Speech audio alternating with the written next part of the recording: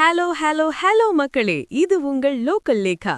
சென்னை வண்டலூர் பூங்காவோட சிங்க கர்ஜனையையும் மான்களோட ஓட்டத்தையும் சஃபாரி வாகனத்துல போய் ரசிக்கணும்னு நினைக்கிறீங்களா? அப்போ இந்த தேதிகளை கொஞ்சம் நோட் பண்ணிக்கோங்க. பராமரிப்பு பணிகளுக்காக சின்ன பிரேக் எடுத்திருக்காங்க.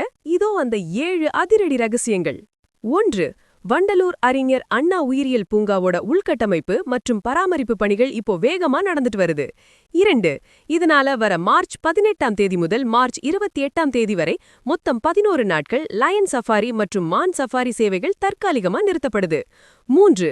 கோடை விடுமுறை நேரத்துல வர்ற லட்சக்கணக்கான சுற்றுலா பயணிகளுக்கு புதுமையான அனுபவத்தை கொடுக்கணுங்கிறதுக்காகத்தான் இந்த மெகா அப்டேட் வேலைகள் நடக்குது பாஸ். 4.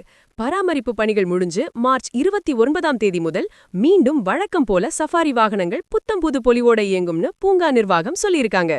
5. சஃபாரி தான் லாக் ஆகியிருக்கு, ஆனா பூங்கா திறந்துதான் இருக்கும். யானை, புலி, கரடி, முடலை மற்றும் அரிய வகை பாம்புகளை பார்க்க எந்த தடையும் இல்ல. 6. 1490 ஏக்கர் பரப்பளவுல இருக்கிற இந்த பூங்காவில 180க்கும் மேற்பட்ட விலங்கினங்களை நீங்க வழக்கம் போல சுத்தி பார்க்கலாம். 7. 1985ல எம்ஜிஆர் அண்ணனால் திறந்து வைக்கப்பட்ட இந்த பூங்கா இப்போ நவீன வசதிகளோட அப்கிரேட் ஆகுறதுனால வர கோடை விடுமுறை செம்ம ஜாலியா இருக்க போகுது பாஸ். வண்டலூர் பூங்காவோட இந்த திடீர் மாற்றத்தை பார்க்கும்போது நம்ம தல அஜித் ஒரு படத்துல சொன்ன அந்த ஒரு மாஸ் பஞ்சு தான் ஞாபகத்துக்கு வருது.